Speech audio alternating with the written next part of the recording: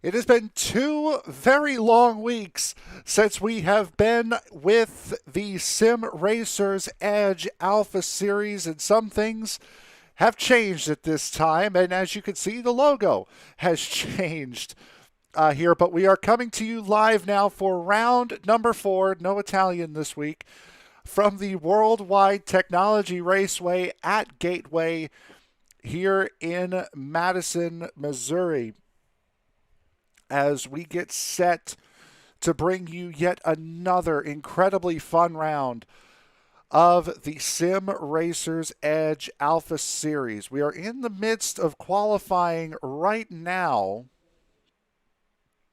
as we speak here, and we will get you to qualifying right now, as that is the driver of the 29, Dan Brazington, who is currently first on the timesheet. And Brazington will set the fastest lap again. Jason Duckworth getting knocked off by Tony Phillips, but here comes Duckworth in the 18. And Duckworth will fall back to 4th position on his qualifying time. Nate Siefker, purple on the first half of this lap, coming around the wide turn number 4, goes purple again. Nate Siefker to the point. We'll get you the point standings here in a moment as Jeffrey Bogan comes around turn number 4. Already about halfway through this qualifying session, Bogan will maintain his position. Bentley Glazer, who came in second place back at Pocono, back at Kentucky a couple of weeks ago, did not have the greatest run, finishing 13th last week, 2 weeks ago at Monza. Puts his car up into the 4th position. Rick Ravon in the number 5 has been on the podium every single race this year. A win, a second, and a third for Ravon thus far this year. Ravon will maintain his 4th place starting position as we now go to the number 69 of Brett Beasley. Beasley coming out of quarter number 4 now. Jeff Hollingsworth on track as well. Mike Grandy Sr. Beasley moves up to the 8th position. Here's Mike Grandy. Jeff Hollingsworth will be the next one to cross the line, as Grandy will maintain his 6th position. Jeff Hollingsworth, slow coming out of turn 4. Will hold on to 10th. Ronnie Osmer in the number 55 as we have a minute left here in this qualifying session. Osmer into 11th. Timothy Bates about to finish his final lap. Bates will maintain the 20th position. 27 drivers set to take the field here tonight as Kevin O'Brien, 26 drivers set to take the field tonight as Kevin O'Brien rounds turns 1 and 2. Only 30 seconds to go. O'Brien will be the last driver to get a lap time in here. So O'Brien comes through turns 3 and 4, crossing the line. O'Brien will maintain his 21st starting position. So with 15 seconds left here in the session, the grid is pretty well set for tonight's race. And from what I've heard, these are very ill-handling race cars here tonight. So that could turn this into quite an interesting night as we go into, I believe it'll be a 5-minute warm-up session for these drivers. Yes, it is. One of the very few leagues that we have seen use this extra warm-up time. And we will take this time, as a matter of fact, to take a look at the point standings as they sit after the first 3 races of the season. The man you see in the background, currently your points leader, Nate Siefker, at the top by just a mere 4 points over Rick Ravon. Chris Simard right there as well. Butch Davis not that far away either. Bentley Glazer rounding out the top 5. Jeffrey Roulette, Carl Burke, Charles Woods, Jeff Hollingsworth, Timothy Bates, the top 10 in points. And you can see early days in the standings, well, early days in the season still for these guys certainly brings a lot of entertainment as it comes as far as the midfield battle for the standings goes. As we round out the remainder of the drivers' standings, let's take a look at the team standings as they sit right now. Penske Racing being led by Rick Ravon, currently leading the team championship. FBR Motorsports currently sitting in second. VSM in third position. OGR, Old Guys Racing, in fourth. Voodoo Racing, despite having 2 wins on the season, there's not been a lot of race participation for Voodoo Racing this season, has them mired in 5th position in the standings. RDR 6th, and Jawbone Motorsports currently in the 7th and last position as far as the team standings go. So as we go through the final couple minutes here of this practice session,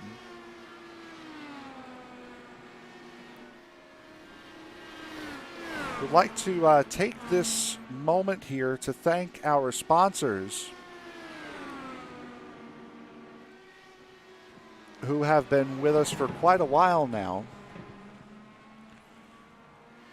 Tonight's race is sponsored by DiecastNuts.com. Post your own diecast collection, add or trade to it in the shop, and see other members' collections at DiecastNuts.com and on Facebook at DiecastNuts.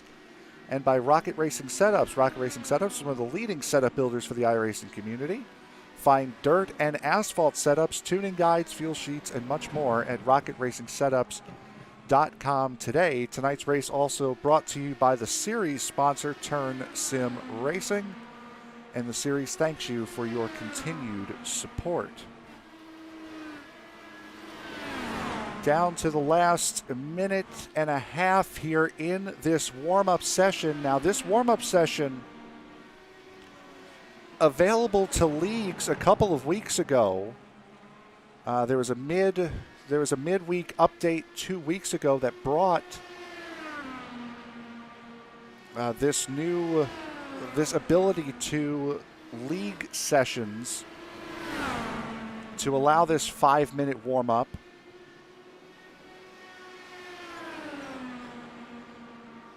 And speaking of new updates to the iRacing sim, we might have a situation like Watkins Glen in Season 1, because the brand new big build for iRacing is coming out, supposed to be coming out on the 9th, which is next Tuesday. We had spoken a little bit about that on Monday night with the Rowdy Energy Cup Series season, saying that they've been very hush-hush, they being iRacing, about what is going to be in this update. We know that there is a new damage model coming up for a couple of cars. We know that the dirt layout at Bristol Motor Speedway is going to be available. And now it's also been found out that Hockenheim will be available for this next build. The question is, what is coming next Tuesday that might interfere with this series?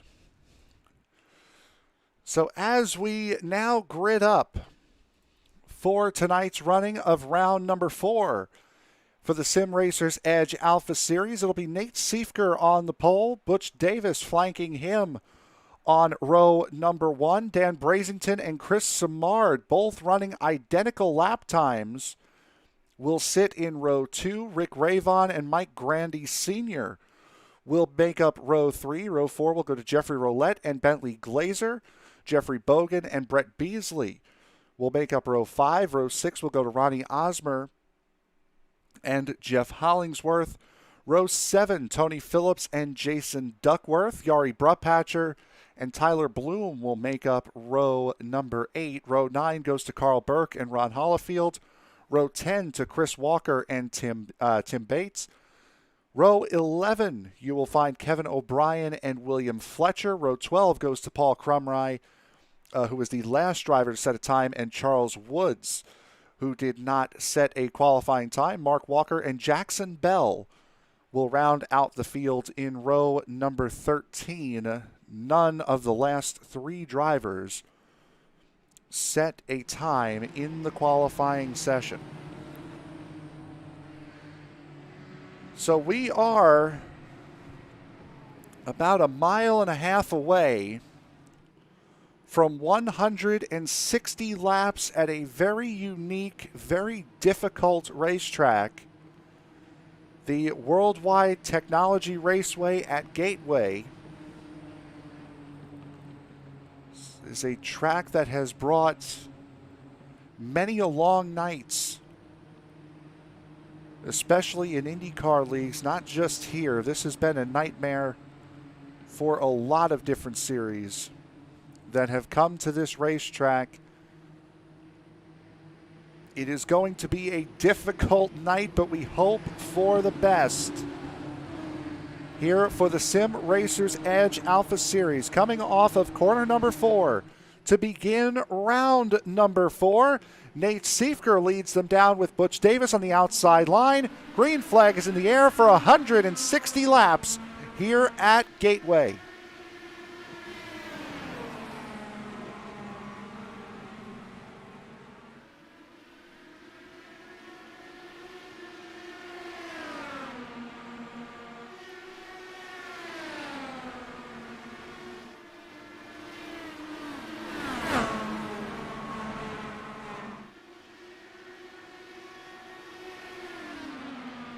Clean and respectful first lap as Nate Siefker shows the way here in round number 4. Bentley Glazer and Brett Beasley having a little bit of fun coming off of turn number 2. Jeffrey Bogan lining up behind him. So we see this battle for the 3rd position really raging on now. Dan Brazington, Rick Ravon, Chris Simard, Jeff Hollingsworth. The 4 drivers that are involved in this one is Simard now coming under fire from Jeff Hollingsworth on the outside. And Hollingsworth will get that position from Chris Simard, as Simard appears to be plenty content, that was the word I was looking for, in just riding around and moving backwards at the moment. Battle at the back of the top 10, that is Ronnie Osmer in that blue and yellow number 55, sitting behind Jeffrey Bogan in the black and green number 21. And Osmer makes the dive going into turn 1. You can see that's one of the features about this racetrack. 2 very different corners on this racetrack. 3 and 4 a lot wider. Just about as flat as turn 1 and 2, but you could see coming into turn 2 here, or turns 1 and 2 here, a little bit more banking, a lot tighter. You are going to have to let off around here if you want to keep that car under you, as Jeffrey Bogan Under fire from Ronnie Osmer. Osmer makes the pass, and the caution comes out. So I believe, that's a lot of damage on Paul Krumrie's number 3. He is going to have to tow that one, and he does. Take a look here at what happened to Paul. He was battling with the 17. Oh, sorry, he was battling with Tyler Bloom. When it looked like Bloom just came down off the corner a little bit, and that was a hard hit by the 3 of Krumrie. Now, fortunately for these guys, there is one fast repair available here tonight.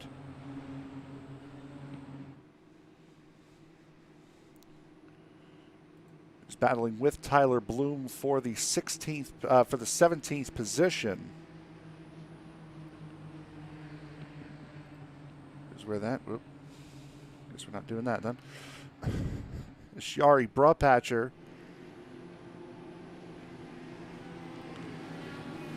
leads a couple of cars down pit road. Chris Walker, Timothy Bates, Mark Walker as well. On pit road, the only 4 that have decided to come into pit road. Jackson Bell getting the wave around in that number 25. I believe, if I saw that right, I do not believe Jackson Bell made grid and decided to start from pit lane, which would explain why he is a lap down at the start of this race.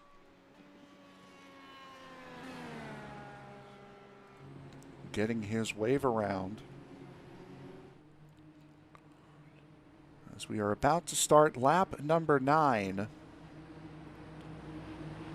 of this event. Caution number 1 coming out just moments ago for those of you just joining.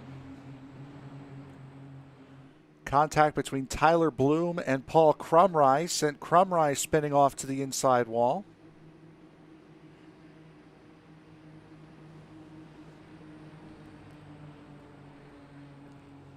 Now, cautions are going to be a little bit stricter here tonight. With this series, we do have race control. So it'll be at race control's discretion as to whether or not the caution is called. And not iRacing's discretion, because if that were at iRacing's discretion, that most likely would not have been a caution, with him being as far off the racing surface as he was when he had the accident.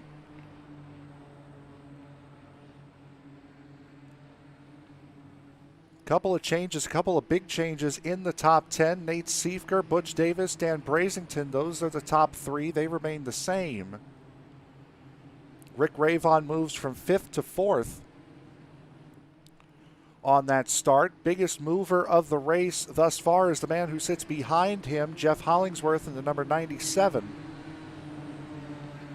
Up 7 positions from where he started, moves him into the top 5. Chris Simard going from 4th to 6th. Brett Beasley from 10th to 7th. Bentley Glazer remains 8th. Ronnie Osmer from 11th up to 9th. And Jeffrey Bogan from 9th down to 10th. As we get the 1 to go here, so we will be back to green flag racing here at the end of this lap. We will be taking lap number 11 of 160 when we go back to green flag racing.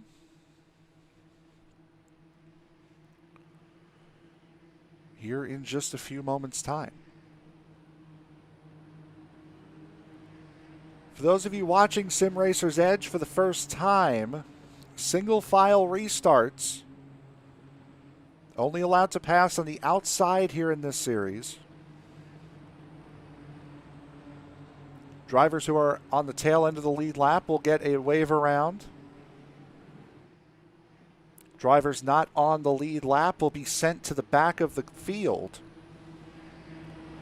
behind the last driver who is on the lead lap. Pace car is off. Coming out of turn 4, Siefker hits the loud pedal And we are back to green flag racing here as Rick Ravon is already on the jump on Dan Brazington. And Rick Ravon currently sitting second in points, getting a win at Kentucky in round number 2. Back up into the podium positions.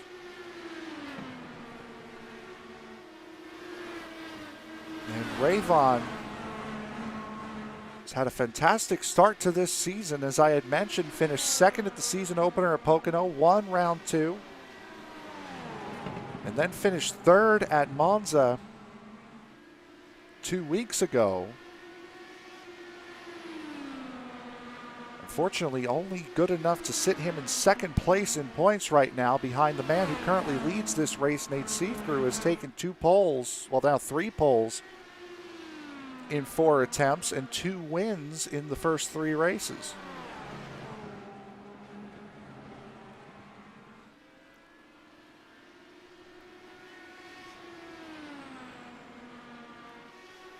Only other man to get a pole award this season who is not named Nate Siefker is the man who currently occupies the 11th position. That is Jeffrey Roulette, who earned the pole for the opening race of the season at Pocono. Dan Brazington and Jeff Hollingsworth battling for the 4th position.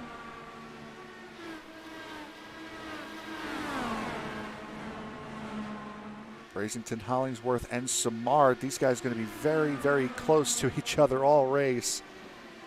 I have the feeling. A little bit further behind them, Bentley Glazer coming under fire and conceding a position to the 55 of Ronnie Osmer, currently ahead of him. Now Osmer working on Brett Beasley in the number 69. A little bit further back, that is the black and yellow number 89 of Yari Brupatcher. And William Fletcher in the number 28. This is a battle for the 15th position. As boy, you see the great run in that Fletcher is able to generate, but not able to take that momentum off of the corner against Yari.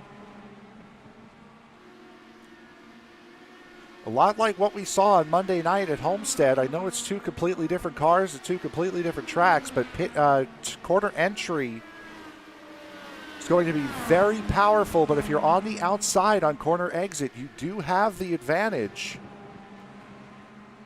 So we see Brazington coming under pressure.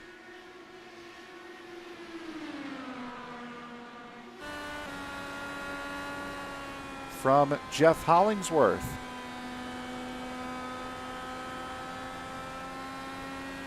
Brazington kind enough to provide his name on the little shark fin up at the top.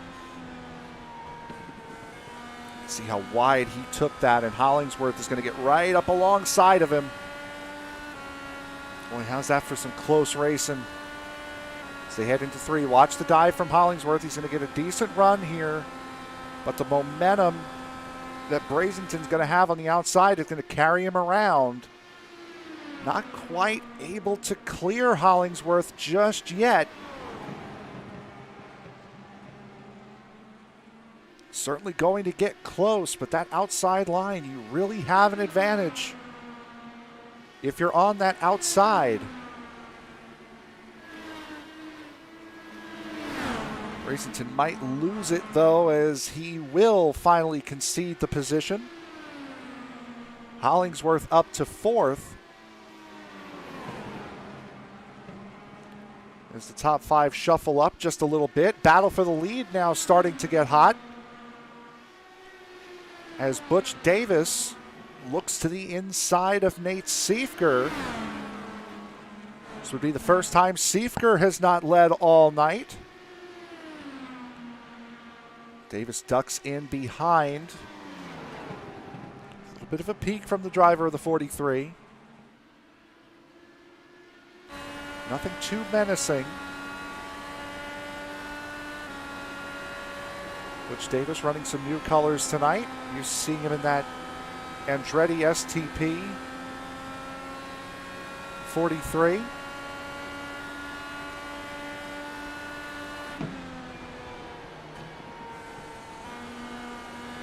Hear how long it takes for him to actually have to get, before he's able to get back into the throttle. Slow car entering turn 3 on the inside. That looks to be Kevin O'Brien. Looked like it affected the 2 race leaders much at all, as here comes Davis. We just cannot get the run into the corner that we saw Jeff Hollingsworth be able to get. And now Davis is getting to a point to where he really has to pay attention, not to just what's in front of him, but what's behind him as well, as there's Rick Ravon sticking the nose in there, going into turn number 3. You can see Ravon just getting closer and closer every lap as Davis tries to make move after move on Nate Siefker. That time he was close enough, but Davis running a middle line, a little bit higher than Siefker and Ravon were. Going to make a great dive going into turn 3. He's going to be side by side with Nate Siefker, but Siefker's going to lead the lap by about a half a car length. Nate Siefker still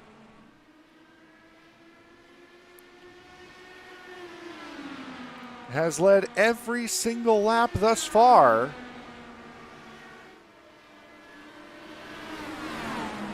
In this race, we have one caution tonight.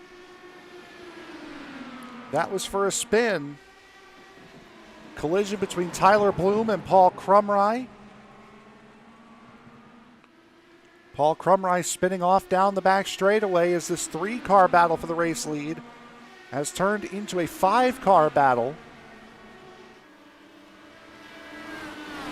All of these guys within a second of each other here for the race lead, and Siefker starting to pull out just a little bit. Ravon looks to make a move to the inside for second.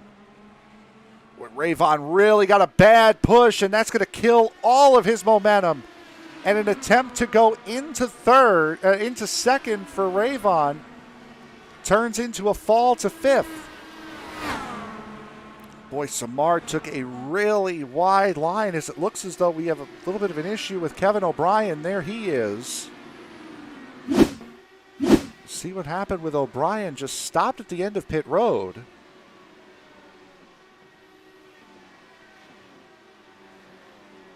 O'Brien, that's the route to the infield course. Not sure what O'Brien was thinking there. As we go back to the battle for the race lead, as Jeff Hollingsworth now putting a move on Butch Davis and gets the great run coming off the inside of corner number 2. And is able to make that pass as clean as you like. Boy, Hollingsworth looking really strong tonight. Up 10 positions from where he qualified. We saw he aborted his second qualifying lap. And now Ravon about to put Butch Davis under pressure. Ravon has already recovered one of the 2 positions he lost a couple of laps ago by getting around Chris Samard.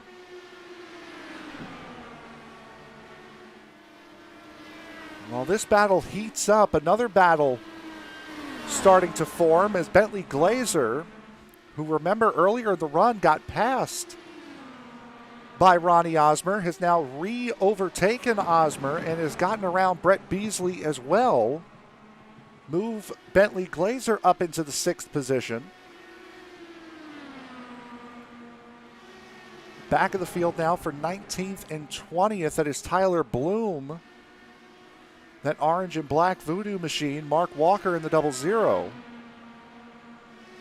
Center shot. This battle for the lead continues on here. See Chris Samard not letting Rick Ravon get away, and Jeff Hollingsworth not letting Siefker get too far out as well. Now this top group has spread out as now here comes Hollingsworth to the inside of turns 1 and 2. This is the same spot he took second place in. Doesn't get the run off the corner.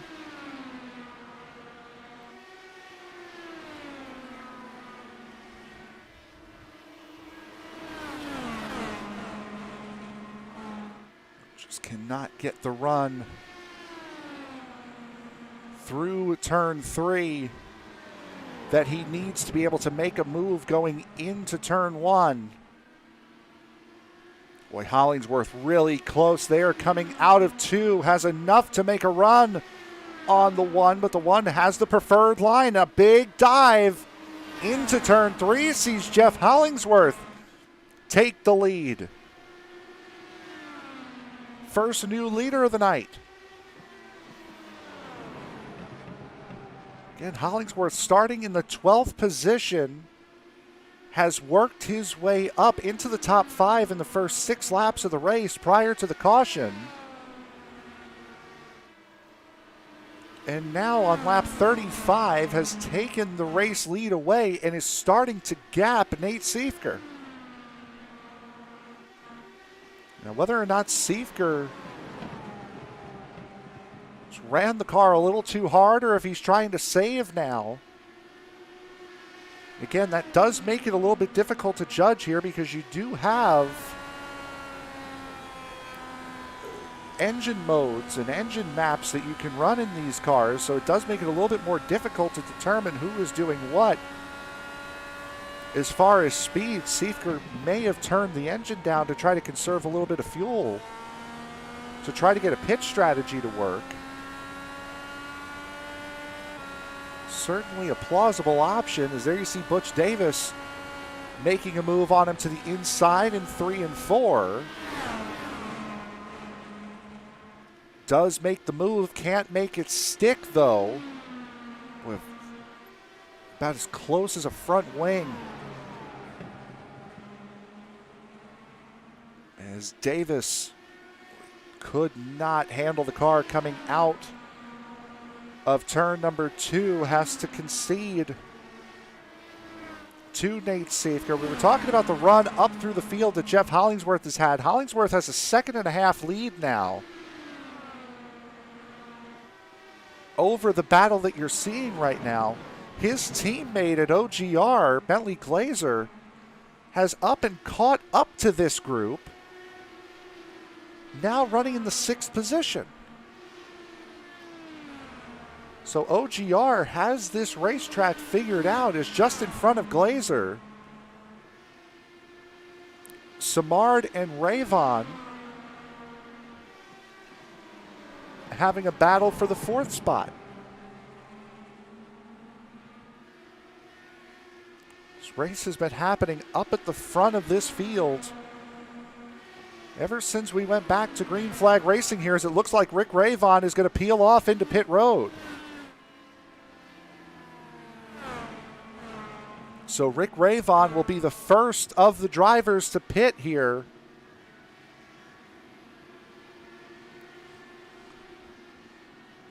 .81% fuel limit here tonight. Only allowed to fuel the cars up to 81% capacity.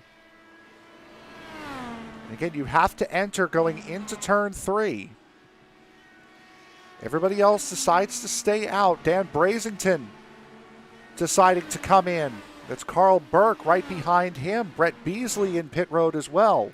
So the green flag pit stop cycle has started. Yari Brupatcher, Timothy Bates, Chris Walker, and Ron Hollifield. Those 4 came in under the one and only caution. Here comes the race leader, Butch Davis. Nate Siefker gains a load of time coming into pit road. Same does Chris Simard. He's right on board with Simard during this pit stop, just to show you how quick these pit stops are. There's Hollingsworth stopping. Stops the car, pneumatic air hose goes in the back. Jax pumped the car up. 4 tires, down and away. As quick as you like. A lot of patience on that access road. Have to stay it down within that blue line as Bentley Glazer now takes it into pit road from the race lead. That will hand the lead over to Jari Brupatcher in the number 89. Again, Brupatcher came into pit under the caution on lap number 7. Your battle for the effective race lead right now is in reality a battle for 6th, as Siefker was able to gain that 2.5 he lost battling Butch Davis on the racetrack. He's managed to gain all of that back. Bentley Glazer coming out of pit road currently in the 11th position, getting passed by Ronnie Osmer there. Next guy he's looking for position is Bentley Glazer, and he is well behind.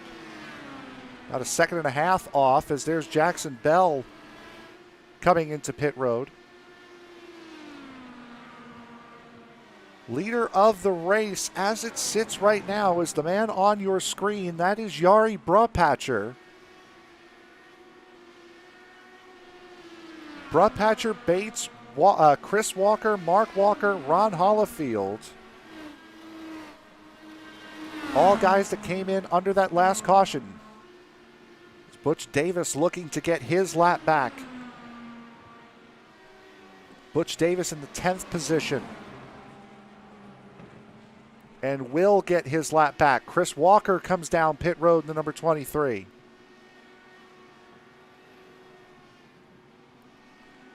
Jeff Hollingsworth has gotten out in front as Ron Holifield dips towards pit road as well. Jeff Hollingsworth has gotten out in front of Nate Siefker once again and is leaving him. Showed you the gap coming in. The gap coming off. They were right behind each other. They were lined up, line astern, coming out of pit road. And in the last couple of laps, Hollingsworth has been able to pull out a second lead as Brupatcher enters the pits. That will give the lead to Timothy Bates in the number 6 for RDR.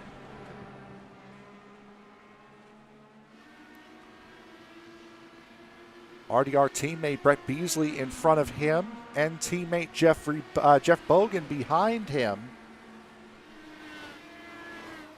And Bates really slow through turn 3 there, showing how much those tires are hurting right now. Mark Walker would inherit the race lead when Bates comes in. No, he will not actually, as now here comes Mark Walker with Paul Crumry in front of him. So Bates still in the race lead, a 15-second gap, and now here comes Bates into pit road. Watch for Hollingsworth in the 97. See, there's that white dot, number 97, in the middle of 3 and 4. And he has taken the race lead now.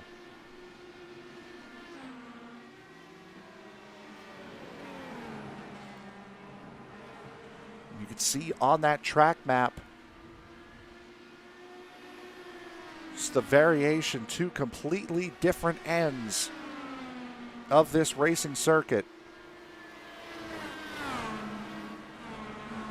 Have to drive both of them the same way, though, with a lot of guts. A lot of courage and a lot of patience. There's Timothy Bates coming out, being lapped. As we work lap number 54, first round of green flag pit stops is in the books. We'll take a quick break. We'll be right back with more of round 4 of the Sim Racers Edge Alpha Series from Worldwide Tech Raceway at Gateway.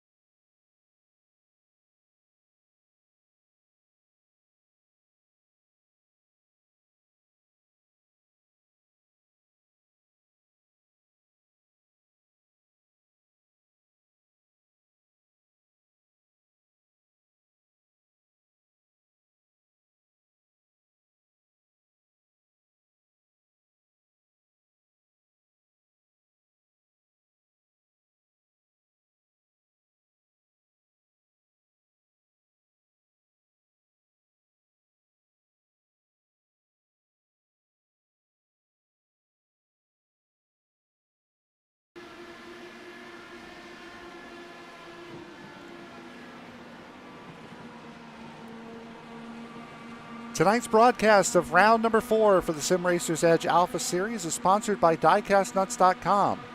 Post your own diecast collection, add or trade to it in the shop, and see other members' collections at DiecastNuts.com and on Facebook at DiecastNuts. And by Rocket Racing Setups. Rocket Racing Setups is one of the leading setup builders for the iRacing community. Find dirt and asphalt setups, tuning guides, fuel sheets, and much more at RocketRacingSetups.com today. Tonight's race is also brought to you by your series sponsor, Turn Racing, and the series thanks you for your continued support. We are inside of the century mark. 100 laps to go. Well, now 98 laps to go. Here at Worldwide Tech Raceway at Gateway. See overhead the battle for the second position. Nate Siefker has it. Chris Simard wants it. You saw that little battle with the lap car of Tyler Bloom pushed Hollingsworth back within a half a second of these two. Hollingsworth has since opened that up to a 2-second gap over the pair, and these two fighting are certainly helping him build that gap. Just behind these two sits Rick Ravon. Ravon working his way through lap traffic. That is Tyler Bloom behind him. Mark Walker, Paul Crumry there as well. 1.4 seconds behind that. You just saw him go off the right side of your screen. That is Bentley Glazer, who currently occupies the 5th position. I'll tell you what, these OGR drivers have really figured this racetrack out. Running 1st and 5th as it stands right now, and both of them running incredibly quick. Ronnie Osmer occupying the 6th position. After that, you have to go back another 5.5 seconds to find the driver of the number 21, Jeffrey Bogan, who currently sits in 7th. Brett Beasley, a second and a half behind him, getting passed by Ron Hollifield. That's not for position. Between those two, sitting in 8th. However, the driver coming up behind him and actually passing him is for position. That is the 89 of Jari Brupatcher, who has now moved himself into the 8th position. Jeffrey Rolette rounds out the top 10 in that number 66.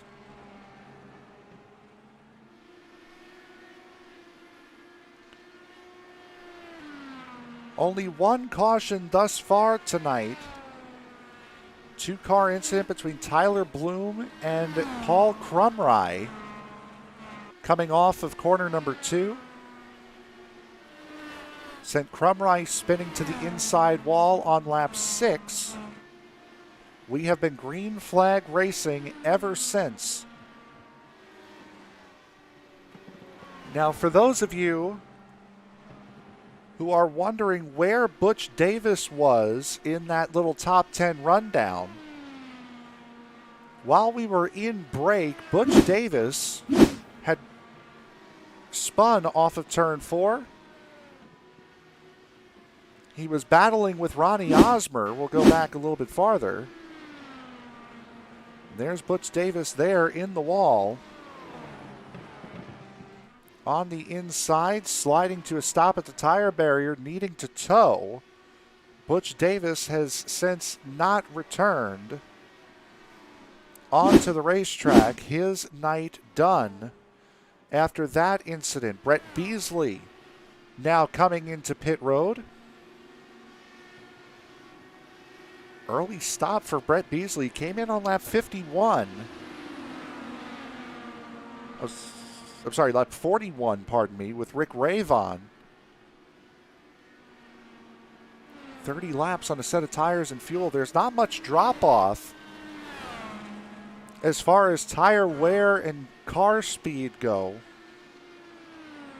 Best lap of the race was posted by the man who you're currently seeing on screen right now, Jeff Hollingsworth, at a 25.86. Fastest lap last time around was a 26.40 set by Jari Brupatcher. So if you take the best lap of the race versus the best lap last time around, it's only about a half a second fall off on 30-lap-old tires. Jeff Hollingsworth getting into a little bit of traffic right now, as that is Jason Duckworth in the 18 in front of him. Dan Brazington, currently occupying the 13th position, was in 3rd at one point earlier on tonight.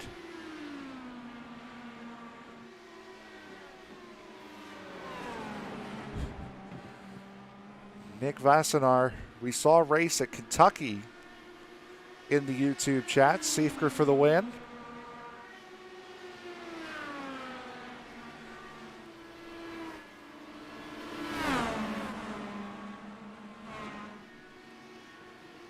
About to begin lap 75 here at Gateway. Closest battle on track is between these two right now. Timothy Bates and Jari Brupatcher battling over the 15th position.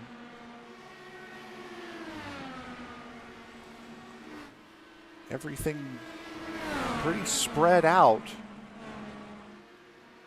from there on.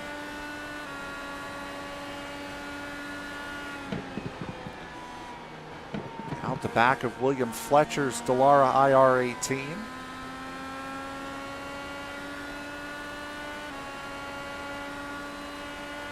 Back at Timothy Bates. See, just behind Timothy Bates, that is Rick Ravon in the number 5.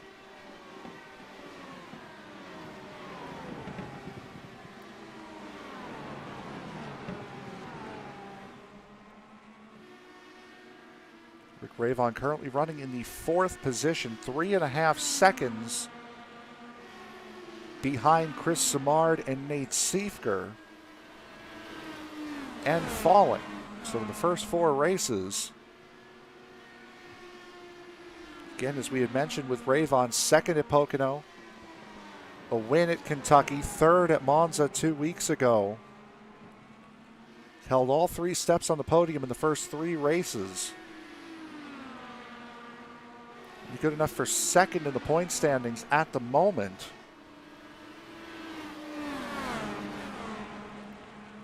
So we'll show you those point standings coming into tonight's race.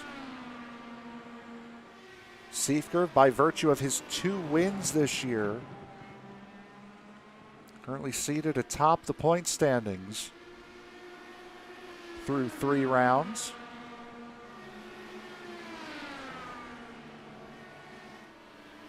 Team championship filing out this way. Penske Racing, which is led by Rick Ravon, currently boasting a nice 12-point lead in the team championship. Battle for second starting to heat back up. Dan Brazington moving over to let his teammate Nate Siefker and Chris Simard find their way through.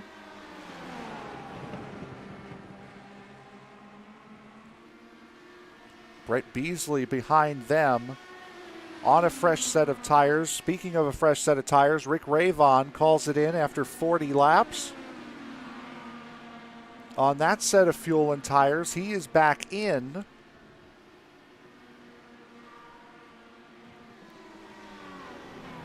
So it would have to be assuming that we're going to be seeing these leaders coming in within the next couple of laps. Only a 1.5 second difference between Nate Siefker and Jeff Hollingsworth at the moment.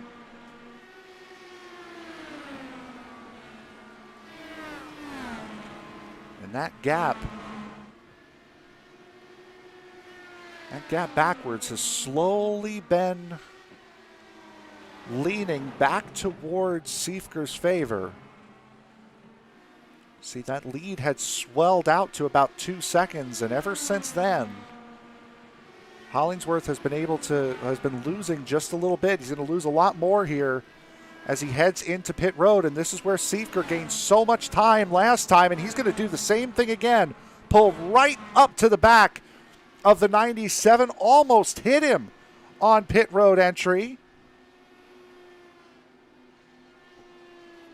Boy, Siefker's just a lot more confident on pit road entry than Jeff Hollingsworth is, and that is really helping him out. Hollingsworth up in the air, back down and away as Ronnie Osmer comes into his pit box. Bentley Glazer in as well.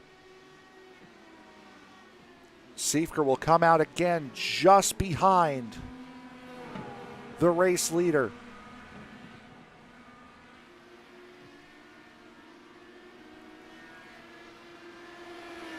The effective race leader, Rick Ravon, able to get around Bentley Glazer. He's closed in a little bit on this group. What was a 3.5 second gap to Chris Simard has now closed down to a 1.5 second gap back to the driver of the 77. And as pit stops cycle through right now, there is your race leader, Jari Bruphatcher, back up to the top. As we work lap 86, Jeffrey Roulette, Jason Duckworth pit from second and fourth. William Fletcher into the pits as well. That will leave Chris Walker in the 23. Currently in second position behind Jari Bruphatcher. Now Walker came in 2 laps before Bruphatcher did. As we'll show you now, the last time the top 5 came into pit.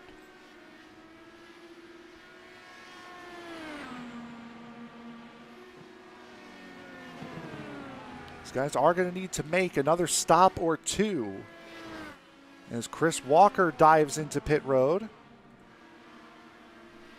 That will hand Timothy Bates second place.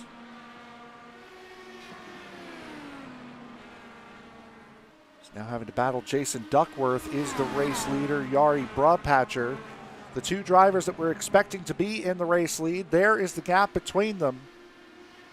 Just 0.8 of a second currently, the gap. Or pardon me, a half a second now. The gap between those two drivers.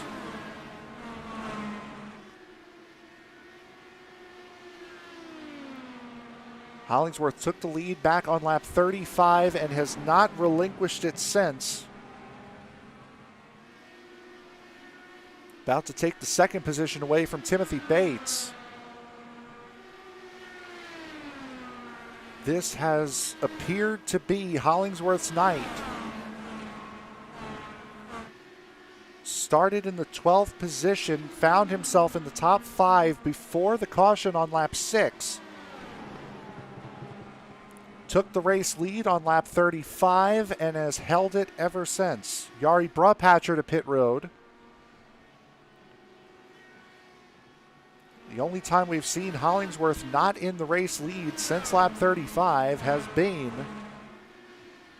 in the pit cycle, as Siefker having a little bit of issues getting around Timothy Bates.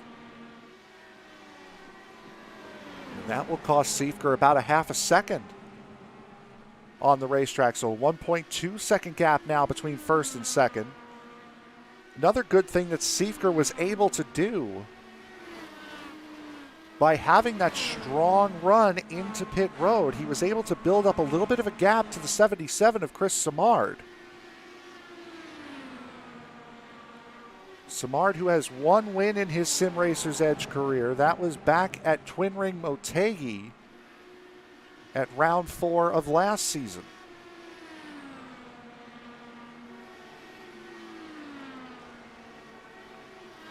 Motegi, a lot like Gateway, as a matter of fact, just a lot wider. Rick Ravon would be the next car on track beyond Timothy Bates, who we would be expecting to pit here soon. Bates coming in on lap 52.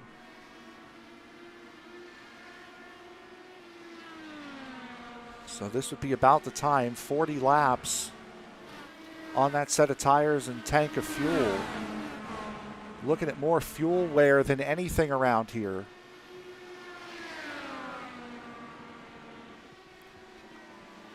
So there goes Carl Berg. And Rick Ravon's going to make a move around the outside. So Ravon takes over that position. I think Bates might be out of gas here.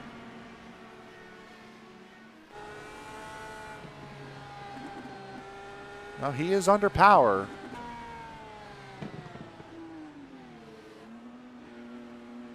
Thought for a fleeting second there with how slow he was coming out of turn 2 and down the back straightaway that Bates might have been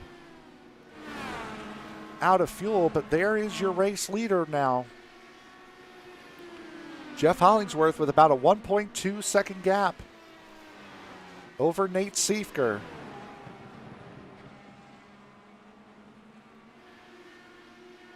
$160 laps, the scheduled distance here tonight. We're working lap 96, only one caution flag. And at least one more round of pit stops to go if this race were to stay green the rest of the way.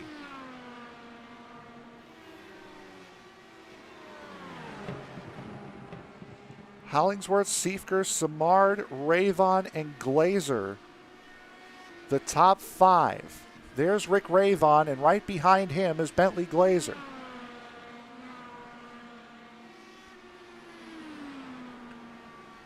Glazer's best finish of the year, second at Kentucky, finished 13th at Monza 2 weeks ago.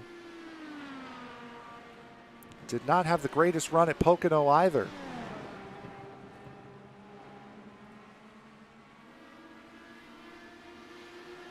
There's Tyler Bloom. Bentley Glazer had started second at Pocono. Finished 9th. Really was not competitive for a vast majority of that race.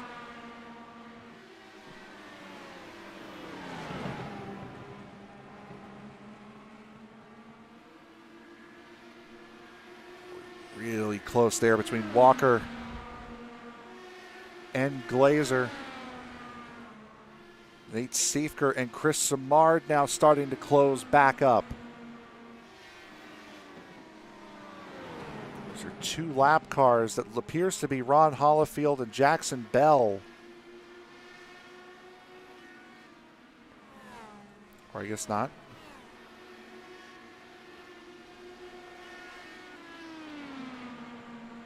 There is Ron Holifield on screen.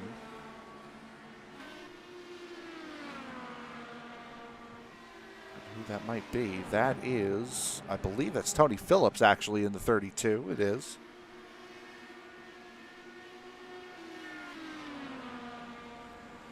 And right in front of him is the race leader. Haven't spoken a word about Tony Phillips. Has had a very silent and solid run.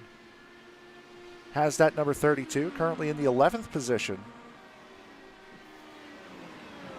is Tony. Siefker and Simard getting right back together again. Just as they were in that last run.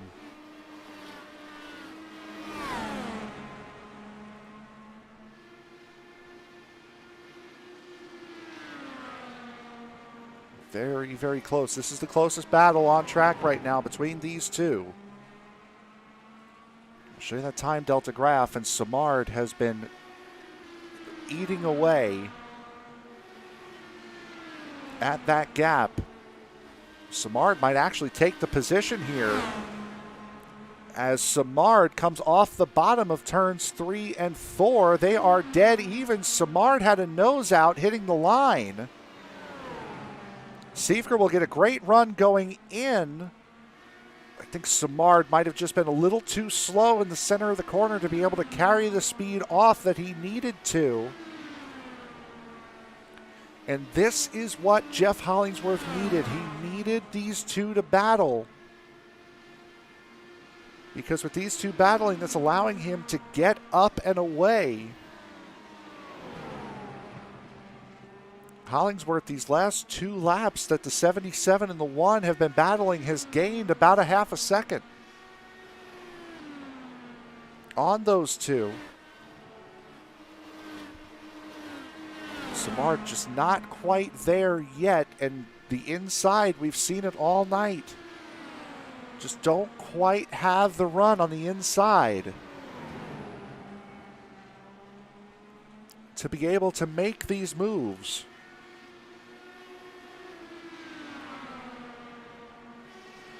Only 4 drivers no longer participating in the race tonight. Charles Woods, Kevin O'Brien, Jackson Bell, and Butch Davis. Still have 22 cars circulating this racetrack. And again, only 1 caution tonight. Charles Woods able to complete 16 laps. O'Brien able to complete 17. Jackson Bell pulled off after 44 laps, and then we showed you coming out of break what happened to Butch Davis and why he decided to call it an evening.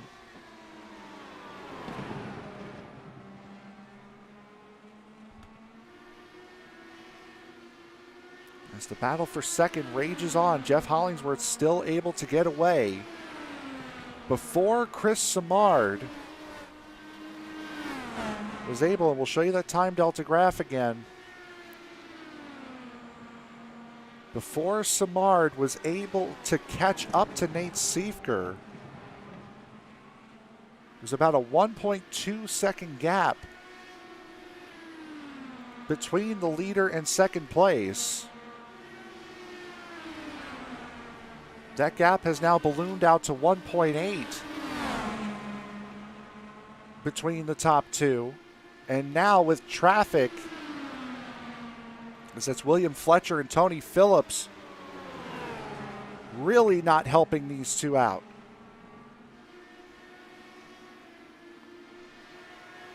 Lost 3/10 to Hollingsworth in that corner alone. Tony Phillips not doing too many favors either, as it appears to be Brett Beasley in pit road again. Now, from what we've seen, it's about 40 laps on a tank of fuel here. If that is the case, Brett Beasley is going to need to pit again.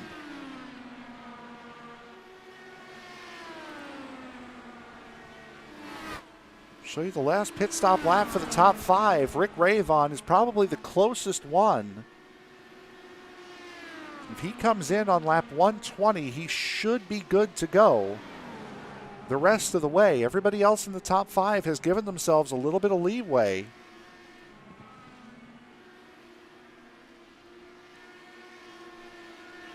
As the battle for 4th position now starting to heat up, as that's Bentley Glazer catching the aforementioned Rick Ravon.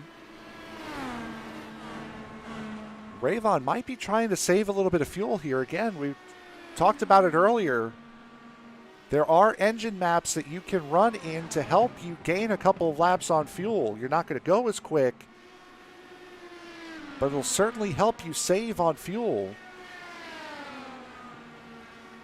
Siefker looks to be slower than Simard, but he's doing a beautiful job of placing that number 1 perfectly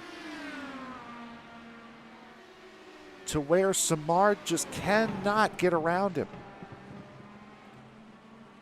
Working lap 14 of 160 here at Worldwide Tech Raceway. Green flag pit stops, the final round of green flag pit stops set to begin shortly. We will take a break, bring you those, and bring you the finish from Gateway when we come back.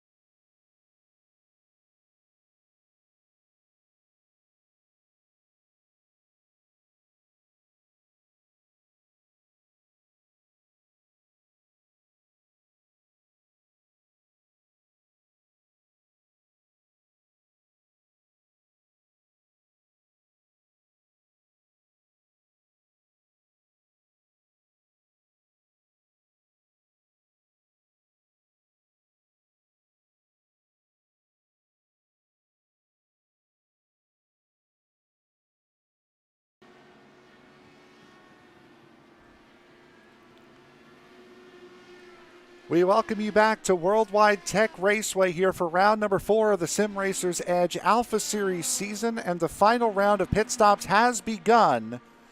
It's Rick Ravon, the first one to pull off, and this is right about at the point where you can or cannot make it on a tank of fuel here. 41 laps to go. There is your leader, Jeff Hollingsworth. As I had said just before the break, and we saw in picture-in-picture, that Chris Simard appeared to be being held up by the one of Siefker. Siefker doing a great job of putting his car in the perfect place to keep Simard behind. Siefker unfortunately lost that position and has since fallen off by 2.5 seconds as Siefker actually is coming into pit road. Hollingsworth is going to have to respond on this lap if he wants to keep that lead, especially with how much better Siefker has been getting into pit road than he has. Now Hollingsworth is in. Simard is in with him. Boy, Hollingsworth appears to have a little bit. Oh, yeah, he certainly did as he lights the tires up coming into pit road. Had a lot more urgency coming into pit lane this time around. There's Chris Simard behind him. That gap had ballooned out to 2.7 seconds prior to the pit stop between first and second. We're going to show you the car numbers. Look for number 1 up there in that neon orange. Or that neon yellow, pardon me. There you see him in relation to the number 97 dot. The 77 dot is there as well.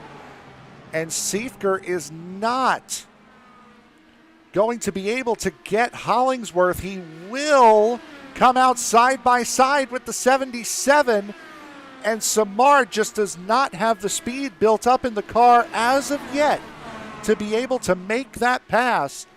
But another look as Rick Ravon has made up huge gains on those two, pardon me, and has been able to put a decent gap back to Bentley Glazer. Glazer was only about a half a second behind Rick Ravon, as you saw during the break. Rode on board with Glazer for a moment. That gap is now up to 3 seconds.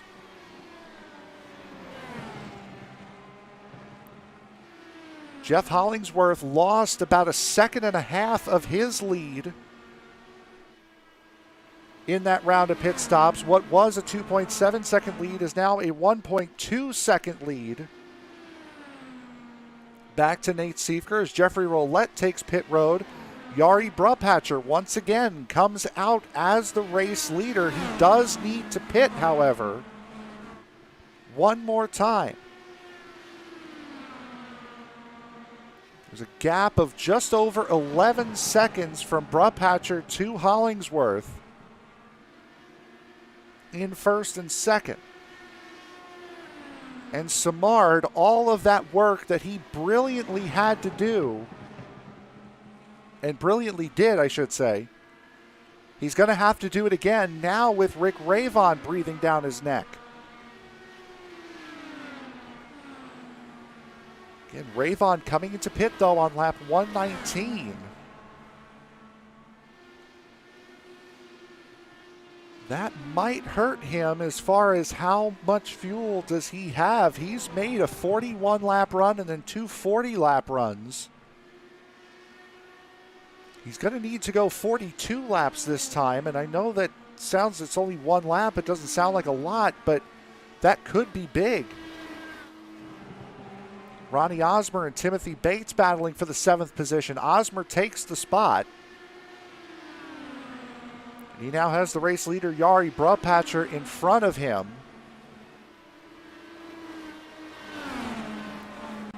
Osmer just trying to stick the front wing around Brupatcher. Just cannot do it. Goes down into turn 1. And Siefker unlaps himself with a big move going into turn 1. Brett Beasley in and out of pit road for the final time. Jari Brupatcher, Timothy Bates, Mark Walker, and Ron Hollifield, the 4 drivers who have yet to make their final pit stop, and Jari Brupatcher is in. So Brupatcher is into pit road. There is Jeff Hollingsworth. There is the battle for the race lead. What was a single car by about 2 seconds is now a single car by 1.2 seconds. The 1 and the 77, and then Rick Ravon is about a second and a half closer to than what he was on the last stint. Simard is going to need an almighty run here. He saw how much quicker he was than Nate Siefker last run. Only problem with that is so did Siefker. Siefker is certainly going to be fighting a lot harder to keep the 77 at bay this time around than he did last time. Simard thinking he might have a shot for the race win here.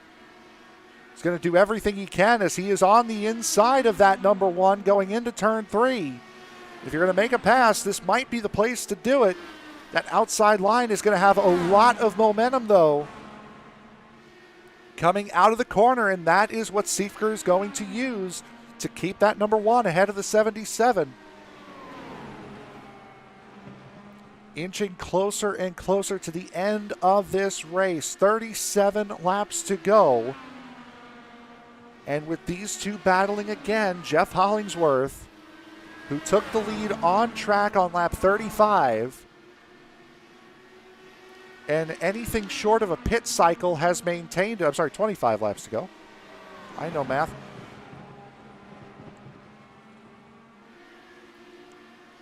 And anything short of the pit cycle, he has maintained this lead. Siefker and Simard at it again. Looking off the left rear of Siefker, expecting to see Simard, and Simard actually makes the pass coming out of turn number 4. Now Siefker's going to look to dive in. Siefker not quite close enough. And now Siefker might be in some serious danger because now he's going to have to get that position back as quickly as possible, as there's Mark Walker going into pit road. Paul Krumrie there as well. Siefker might be in danger of losing second place entirely here, as that is Ron Holifield, a lap car in front of the 77, currently in second place. Jeff Hollingsworth battling to stay in front of Jari Brupatcher, who we saw come in about 5 laps ago. 23 laps to go. The gap between first and second is 1.7 seconds. Nate Siefker, about a half a second behind the 77, is a second clear of Rick Ravon. Bentley Glazer has recovered from losing about 2 seconds in pit road, is now 0.7 of a second behind Rick Ravon for 4th.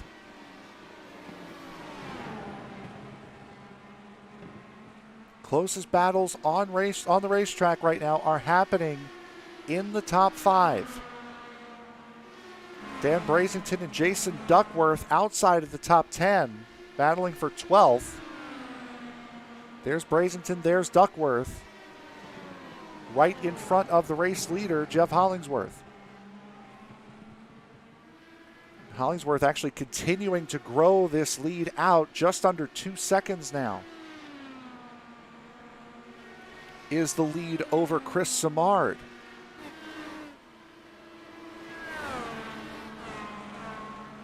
Nate Siefker seeing second place slip away. A lot of traffic between Rick Ravon and Bentley Glazer. Those are two guys that just came into pit road, Krumrie and Bates. Krumrie coming in on lap 133. Bates coming in on lap 135. So these guys are going to be fighting Rick Ravon. They're not fighting each other for position. Again, Krumrie, the cause of the one and only caution we have had tonight, and that really forced Ravon wide coming out of turn 2. Bates and Krumrie now not quite able to make a move is Bates. So I believe that was Brazington that was coming into pit road. Was Brazington. Timothy Bates in the 13th position. Paul Krumrie in 21st, so that is not for position between those two.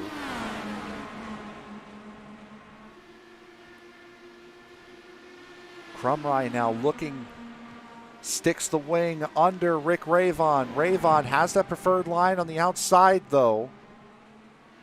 Bentley Glazer sitting back and watching this all unfold in front of him.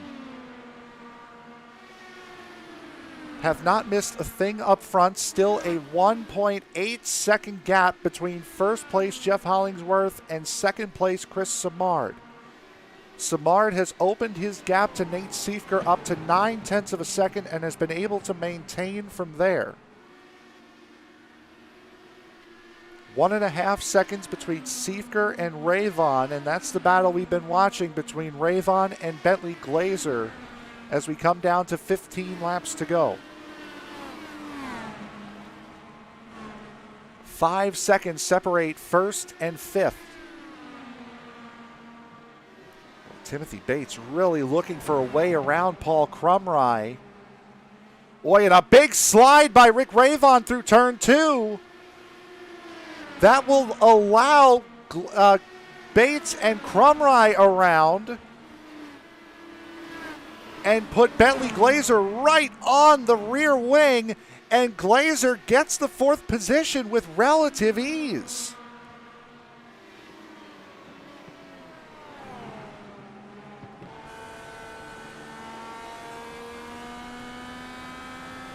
Ravon sounds down on power right now. Does Rick, as that's Ron Hollifield. That was in the wall. Hollifield is not going to be able to get down to pit road. He's not going to be able to make his way around. He's going to stop at the start-finish line. Will we go under caution? Yes, we do.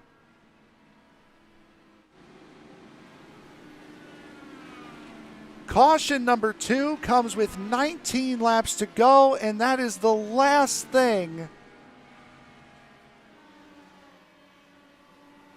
Oh, pardon me, with 12 laps to go, and that is the last thing that Jeff Hollingsworth wanted to see. A comfortable 2-second advantage gone. And that might have been exactly what Rick Ravon wanted to see, because I think he was in a fuel conservation engine mode, realizing he was going to be short. Pit road going to be a busy place here on this last round of pit stops. Hollingsworth leads them in. Everybody going to be coming in now.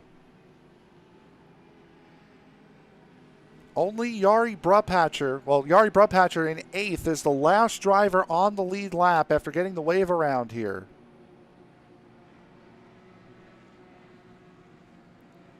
I believe he would be the last driver on the lead lap. So we'll take a look at pit exit here.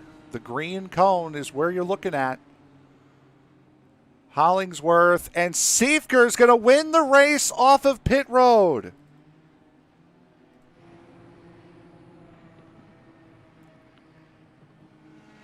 Boy, it helps having the first pit stall, doesn't it?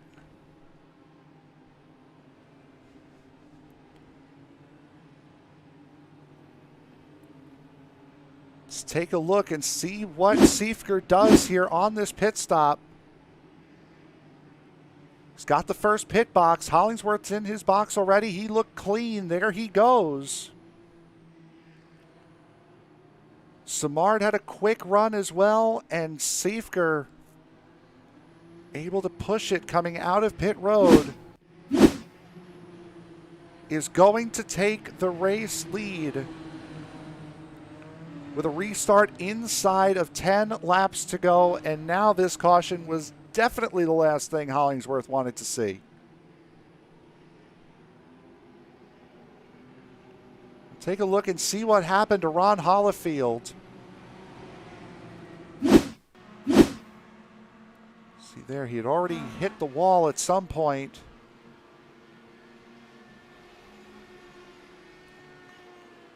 We'll see if we can look back and maybe find what happened to Hollifield.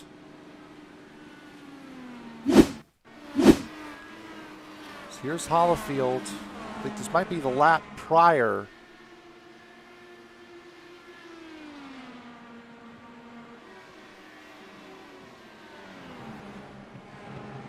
Battling right behind Nate Siefker, so this was right behind third place and right ahead of Rick Ravon. Try to see what happens here. Gets in high. Looks fine there. Try to get a better look as he's battling with Paul Krumrie here. This looks like where it might have taken place. Krumrie. Oh no, it was a little touch by Bates. And just could not get off the track in time.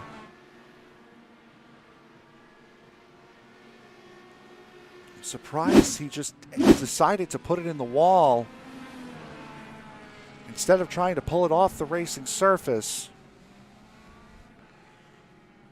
So we will have 7 laps to go when we take the green flag. Nate Siefker, who has not led since lap 34,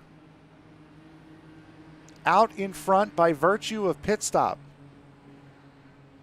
Chris Simard comes in second, comes out second. Jeff Hollingsworth comes in first, out third. Everyone else remains virtually the same after the pit stop. Again, no green-white checkered in Sim Racer's Edge. We will go to 160 laps, period. Siefker with a little bit of a gap to Simard.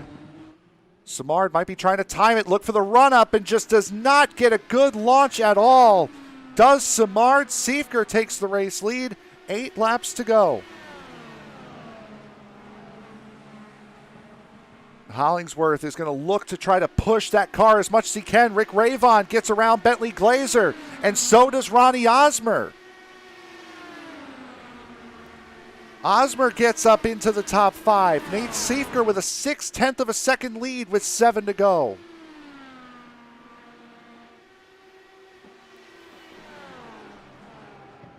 Let's put down the fastest second sector of the race. And this is qualifying laps now. Simard, fastest first sector. Now we've seen Simard has been quicker these last 2 runs. Ravon puts down the fastest lap at a 25.63 with 6 to go. Siefker still holding on to a 0.6 of a second lead. Hollingsworth in the 3rd position. Chris Simard sitting in 2nd. 5 laps to go. A caution inside of here would mean the end of the race. Bentley Glazer trying to get back at Ronnie Osmer. Jeff Hollingsworth and Rick Ravon battling close.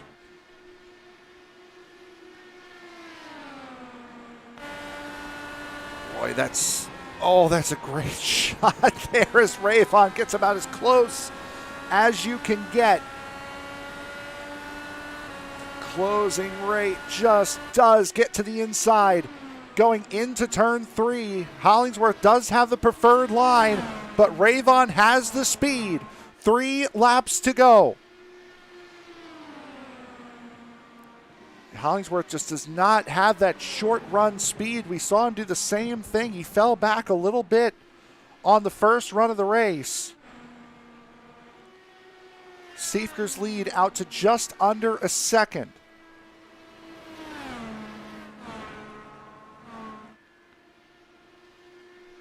Chris Simard just cannot do anything with Nate Siefker right now as we have 2 laps to go. Siefker, Simard, Ravon, the top 3.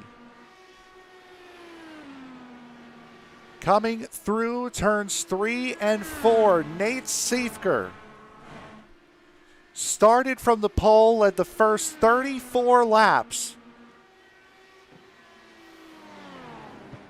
Lost the lead to Jeff Hollingsworth and then was in a battle with Chris Simard up until that final caution with 13 laps to go. Comes out of the pit lane first under the caution flag, comes off of corner number 4. He has taken 3 of the first 4 races of the year. Nate Siefker wins at Worldwide Tech Raceway.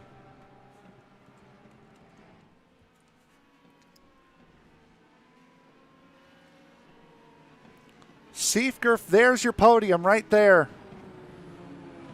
Siefker, Simard, and Ravon.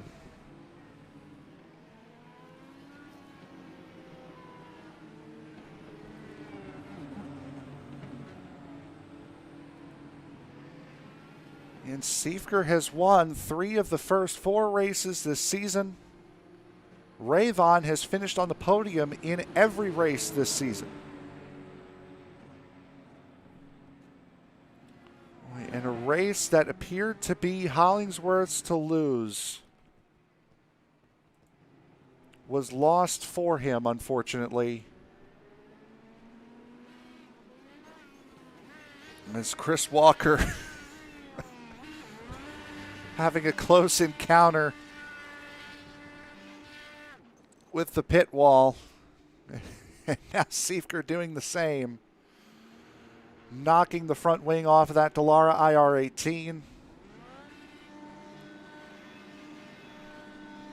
We will hear from the race winner here momentarily.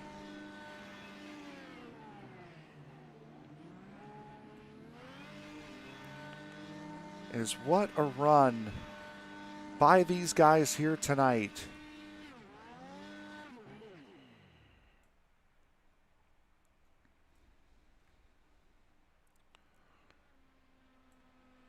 If you remember the last series that these guys ran in here at Gateway, may have came into tonight expecting the same, but these guys put on one heck of a show. Just 2 cautions in the first and final 10 laps. We go now to the interview portion of tonight's race. Was moved to your and channel. Back to the race winner.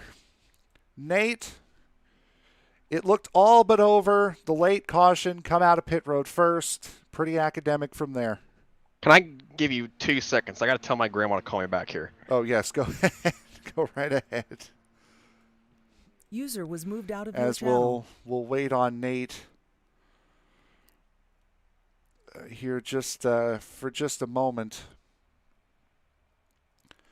And again, what a performance tonight by everybody. All night long. Just one little bit of side-by-side contact on lap 6 with Paul Crumry. And Tyler Bloom brought out the caution on lap 6, and then maybe some net code, maybe not, between Timothy Bates and Ron Hollifield would spell it as far as cautions were concerned. We'll try to see if Nate is available now. User was moved to your channel. We good to go now, Nate? I'm ready now, yeah. All right, we're ready to go now. Again, looked all but lost. Looked like third place was going to be where you were going to finish. Got that caution late. Came out of pit road first, and from there, untouchable. Yeah, the order tonight really should have been Jeff, Chris, me. I had a third place car tonight. That's where I really should have finished. I just could not. I just didn't have that long run pace that Jeff had. Jeff was an alien tonight, just running those lap times. He was 10th of me, quicker than me most laps, and he'd get caught in traffic, and his progression would stop. But yeah, he was just. Jeff really should have won the race tonight. You can say that when you're up here, but he really should have. He dominated the race. He led the most laps. He deserved it. And then Chris, yeah, he snookered me on a move around the outside, and I thought, yeah, I'm going to finish third here. This is where I'm going to finish. I'm going to take the podium. I'm going to take the points tonight, and I'm going to run. And then the yellow came out, and I told you before this race happened. What did I tell you? I told you we're going to go green all the way, and then we're going to get a late yellow, and it happened. And I was very surprised that it actually did happen. Yep, that is exactly what you told me. You had gained so much time on pit entry tonight. What was it about pit entry that you were able to gain so much and everybody else around you just could not get it together the way you were able to? Well, I mean, the pit entry here is slick. It's a very treacherous. If you dip a wheel off in the grass, you're sliding off into the racetrack itself, and it's an unsafe pit entry, and you're looking at a net 45-second loss, really. So, I just had to risk it, really. I practiced about 4 or 5 times, and the first time I did it, I was like, okay, well, this is where my race could either make or break. And then the second time, I almost hit him. And then the third time, that last green flag pit stop, I knew that I really had to nail it in order to get by Chris. I had to undercut him by 1 lap, and I made it work. I threw that part away, though, about 5 laps later, just because I was on slightly lower tires. But yeah, it was kind of the risk versus the reward. Jeff and Chris, they were more of the saving the car, making sure that they get to pit road. I was all out trying to get every single 10th foot, everything I could get out of it. And you certainly did. Next week, a little bit of a different racetrack coming up next week. We head to the high banks of Daytona. We're going to be running the road course there, not the NASCAR road course. What are you expecting? These cars are not made for the high banks of Daytona. A couple of banking transitions that these cars are really not made for. What are you expecting out of what could be a wild night in Florida next week? I mean, I think it'll drive a lot like the LMP2 car. Their pace is very similar on road courses. They drive very close to the same. So, I mean, if people who did the 24 hours at Daytona, if they have, the experience of the LMP2, I think it won't be too bad. You can set these cars up to be pretty friendly to the bankings and road course trim. And I mean, I think the one snooker that we might have as a league is that's the night after the build. Yep. And we know how that went last time with Watkins Glen. So hopefully we don't have those issues. Hopefully we can able to run that race, Wednesday night without any issues. But I'm looking forward to it. I think you're going to have the guys that usually run up front be up there. And hopefully I don't have a pit road penalty that I have to serve. We'll make you start on pit road backwards next week. That's not a good idea. If anything, I mean, April 14th is off, so we could possibly run it there. But yep. Anyone you want to thank before we let you go and celebrate your 3rd win of the season? I want to thank every single one of these drivers first off, because 2 cautions at Gateway is an incredible showing. This track either usually get green flag runs or you get lots of cautions, and these guys proved why they're one of the elite bunch of drivers in sim racing. The guys ran 150 laps basically under green, so it was an awesome job from them. And our 2 incidents were caused by net code, so that tells you how really good job these guys did. I want to thank you for being in the booth. You killed it tonight. I'm sure you did an excellent job, and you're a fun guy to be with, especially on Friday nights, and it's fun to watch you back as well. Thank the admin staff here, Chris, Butch, who didn't have a great night, Dan, and Sam as well. They do a great job. They pick up a lot of the slack that I do bring a lot to the table, but they bring a lot more. So thank you to those guys, and thank our sponsors, Turn Racing, of course, for being on board with us, and thank all of ESPN's partners as well. All right, there is your points leader, third win of the season in the first 4 races. Nate Siefker, congratulations, bud. Thank you, Frank. Have a great night, man. Yep, you too. User was moved out of your channel. I mean, that's... I don't know what more you could say after that synopsis of the race there from your race winner. And honestly, appreciate the honesty there from Nate, saying that this was Hollingsworth's race to lose, and unfortunately it was lost for him. As we now bring in our second place finisher here tonight, Chris Simard. You finished pretty much where it looked like you were going to finish all night long. Had a second place car. You ran great. Just couldn't get the jump on that last restart. Yeah, the last restart kind of killed me there. It started to push a little bit for me. I don't know why, but I was adjusting everything, trying to keep up with him. But Nate had an awesome pit stop, and I thought it was going to come out in third, but I came out second, so that helped a little bit. But he was way too fast in clean air. Clean air was everything in this race. It was just, you could be a couple tenths faster in clean air. We saw so often during the second run, after the second green flag pit stop, and then after the third green flag pit stop, how difficult it was for you to try to make that pass on the inside. You made it work the second time, but the outside, you were able to steal that outside lane away from Nate and make the pass rather easy, and then run away. How difficult was it negotiating this track tonight? Well, for me, trying to pass him on the inside, especially turn one, it was loose in, so I didn't want to get really loose and then slide up into him. So I was trying to take it a little easy. I probably could have ran in a little harder than I did, but I didn't want to wreck us. So it was a little bit too easy, but it benefited us throughout the race.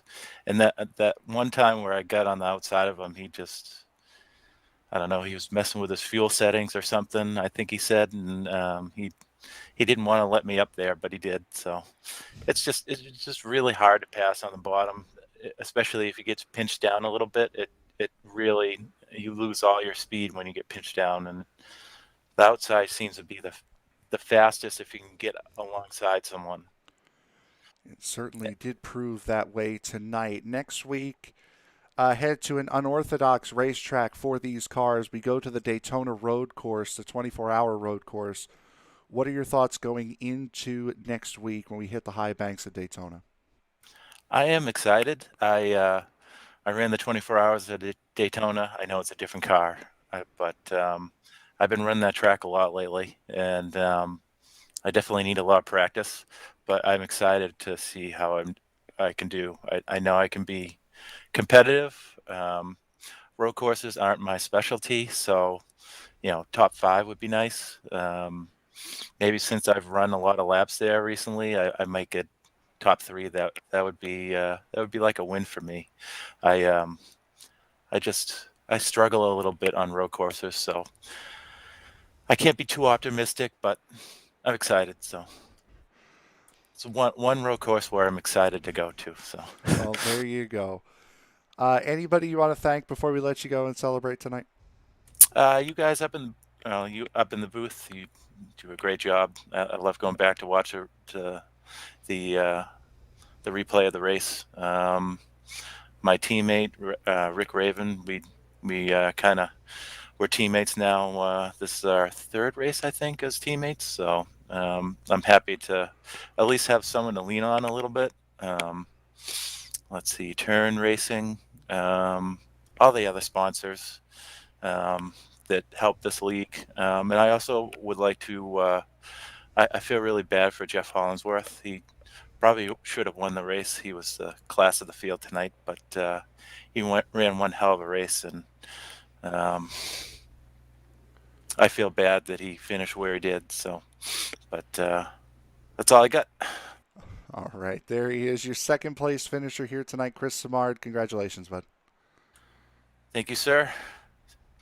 User was moved out of your channel. So that was second place finisher Chris Samard. We will get to our third place finisher and a man who we are becoming quite familiar with up User here was in these moved to your post-race channel. interviews. Rick Ravon. Rick, third place finish tonight. It looked for the longest time that it was going to be between you and Glazer for fourth.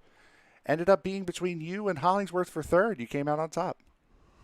Yeah, well, that's the story of that last restart, and that's how that went down. Glazer, I don't know what happened. He got a terrible restart, and it really held me back. I was able to, get a run on him, but I knew I couldn't pass him before the start-finish line, so I'm looking to my right, making sure that I didn't pass him before that. And then I had to try to run Hollingsworth down, but unfortunately, Hollingsworth, he had this race run. My heart goes out to him. Nate did a great job, as always, but Jeff Hollingsworth really had this place wired tonight, and I heard that on his last pit stop he accidentally filled the car up.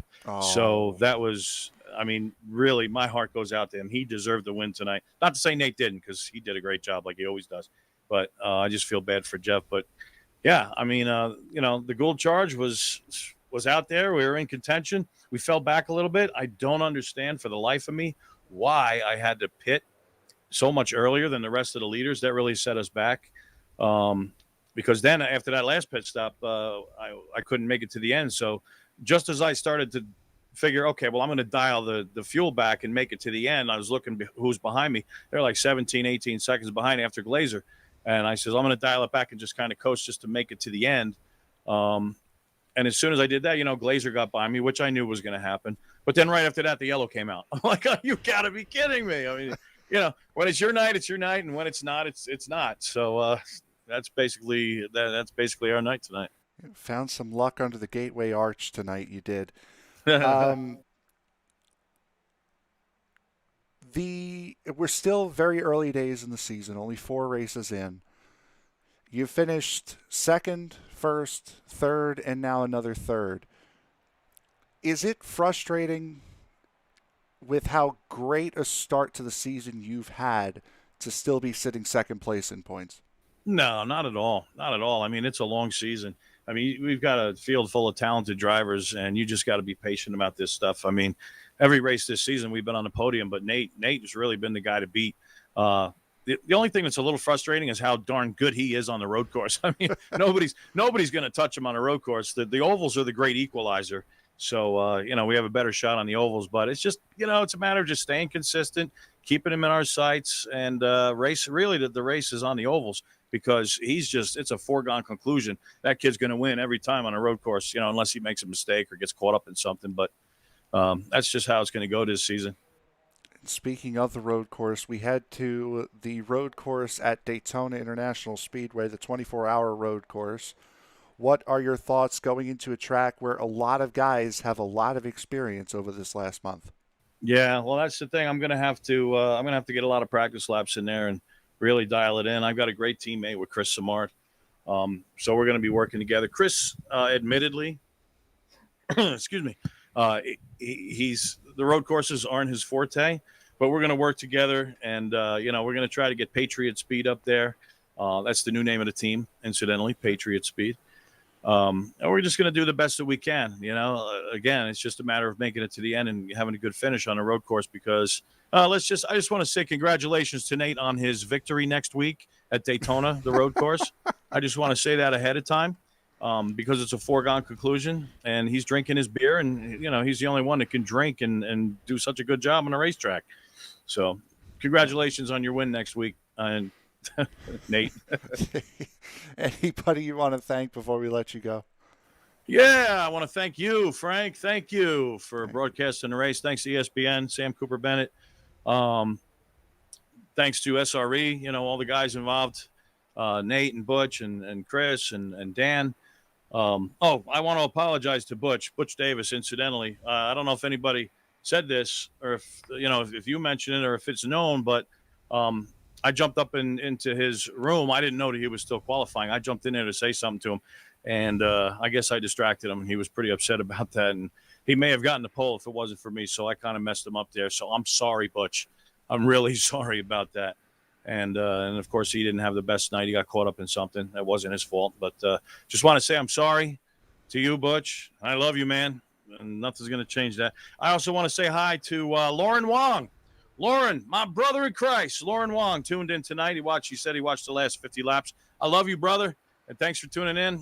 Hopefully you'll tune in again next week. And Hart Watchman, another brother in Christ. I love you, Hart. You are the man. And thanks again for tuning in. And thanks for your support. And God bless you. And God bless you, Frank. Thank you very much. You too. Rick Ravon, your third place finisher tonight, bud. Congratulations. Thank you so much. Thank you. See you next week. See you next week as well. User was moved out of your channel.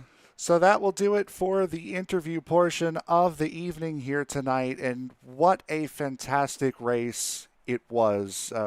I personally came in here expecting this to be a completely different race than what it was. We had the caution on lap 6 that you would have thought would have set an early negative tone for this race, but these guys pulled it right around, ran all the way until, what was it, 13 laps to go before the second caution of the night came out. It did an absolutely fantastic job here for round number 4. Let's get to the results for tonight's race, as it will be Nate Siefker taking the win, Chris Simard, Rick Ravon, your top 3 drivers. Jeff Hollingsworth, as all 3 of them said, rightfully had this win tonight. And just, again, as Rick said, put too much fuel in on the pit stop, came out in 3rd. Ronnie Osmer comes home in 4th. Ronnie Osmer comes home in 5th. Bentley Glazer 6th. Jeffrey Bogan, Yari Brupatcher, Tony Phillips, and Carl Burke round out the top 10. Jeffrey Roulette, Timothy Bates, Jason Duckworth, Mark Walker, and Chris Walker come home in the top 15. Brett Beasley, Paul Crumry, William Fletcher, Mike Grandy Sr., who we didn't speak of at all tonight, and Tyler Bloom. And Ron Hollifield round out the top 20. Tyler Bloom, Dan Brazington, Butch Davis, Jackson Bell, Kevin O'Brien, and Charles Woods round out the remainder of the field. Butch Davis, Jackson Bell, Kevin O'Brien, and Charles Woods did not complete tonight's event. Looking ahead to later on this week, tomorrow will be a double dip. The USRA Cup Series runs their second to last race of the season. Myself and Jonathan Leach will be in the booth for that one tomorrow night from Pocono at 7:50 p.m. Eastern Time. At 9 o'clock Eastern Time, it'll be the DOB 410 Sprint Car Series. They will be running round number 4 of their season from Weedsport Speedway. On Friday, March 5th, it'll be the Circle B Diecast Super Speedway Series from Daytona in the trucks at 8:20 p.m. Eastern Time. And then on Saturday, you get another double dip. The E-Formula 3.5 Series from Sao Paulo, their second race of the season, their second to last race of the season, will be coming from the home of Formula One's Brazilian Grand Prix at Interlagos at 1:30 p.m. Eastern Time. And then at 8:45 p.m. Eastern Time will be the debut of the Sim Racers Edge Bravo Series. They will be running the Dallara DW12 and will act as kind of the Xfinity Series for Sim Racers Edge Alpha. That will be debuting at 8:45 p.m. Eastern Time this Saturday night from the Pocono Raceway. Coming up this weekend, and the first race for the Chris Cup playoffs at Chicagoland Speedway will be coming up this Sunday night at 6:50 p.m. Eastern Time. So for everybody here at ESBN, my name is Frank Marchese. Thank you very much for making us a part of your evening, and we will see you all tomorrow night for the double dip, the USRA Cup Series at 7:50 and the DOB 410 Sprint Car Series at 9 p.m. Have a good evening, everybody.